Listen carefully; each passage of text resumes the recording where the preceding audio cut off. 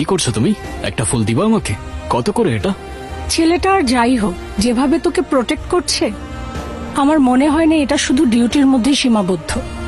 কারো প্রতি কারো মায়া না থাকলে কেউ নিজের জীবন বাজি রেখে কাউকে এভাবে বাঁচায় বল? নাও, এটা তোমার জন্য। কেন ফোন দিয়েছো আমাকে? কি চাও তুমি? এখনো রেগে আছিস আমাদের দিকে? ভুল বুঝছিস তাই না? আমার মনে হয় কি বাবার কোনো পুরনো শত্রু ছিল হয়তো। আমি মনে হয় খুব ভালোভাবে বুঝতে পারছি আসল শত্রু কারা। মা তুই বাড়ি ফিরে আয়। ঠিক আছে, আমি আসতেছি। এই তো আমার বোন চলে এসেছে।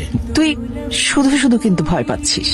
তোর বাবা তো তোকে বাইরে সেটেল করে দিয়ে গেছে। কিছুদিন আগে বললে হয়তো খুশি খুশি সবকিছু লিখে দিতাম। সেদিন রাতের পর তোমাদের সম্পর্কে আমার ধারণা বদলে গেছে। আমি সাইন করব না।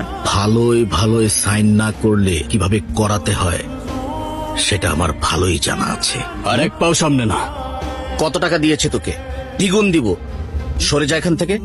তুই হয়তো টাকা দিয়ে দুনিয়ার সবকিছু কিনতে পারবি, কিন্তু বিশ্বস্ততা না। যেই ময়দানে মালিকের জন্য বুকে গুলি খেয়ে লড়াই করব, সেই ময়দানে তোর মতো কাপুরুষ এক সেকেন্ডও টিকবে না। তাও করিস না। এই ছেলে, তুই কি আমাদের হুমকি দিচ্ছিস নাকি? হ্যাঁ, যাদের কিছু করবার ক্ষমতা নেই হুমকি দেওয়া তাদের কাজ। আমি আলটিমেটাম দিচ্ছি, বোঝান আপনার ছেলেকে। আমি ঠিকই বুঝতে পারছি মা। আমি এখন যেতে চাই না। আমি কেন এভাবে পালিয়ে যাব? এটা পালানো নয় ম্যাম, রণকৌশল। লড়তে হলে সবার আগে বেঁচে থাকতে হবে, টিকে থাকতে হবে।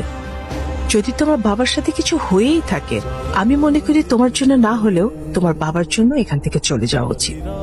এখানে আমি তোমার পাসপোর্ট আর এয়ার টিকিট রেখে যাচ্ছি। খালেদ তোমাকে এয়ারপোর্ট পর্যন্ত পৌঁছে দেবে। হ্যালো হ্যালো রিদিতা, হ্যাঁ আমি তো বল। এখনই তো রেস্টুরেন্টের সামনে চলে আয়, বুঝছিস? তোর বাবার মৃত্যুর ব্যাপারে আমি অনেক বড় একটা ইনফরমেশন পেয়েছি। কি বলছিস তুই? তুই একা আসবি, কাউকে বিশ্বাস করা যায় না, এমনকি তোর বডিগার্ড কেউ না। আমি তো এখানেই আসছি। তুই কি স্পটে চলে আসছিস? হ্যাঁ আমি স্পটে আসছি। তুই কোথায়? আমি আছি। Hello hello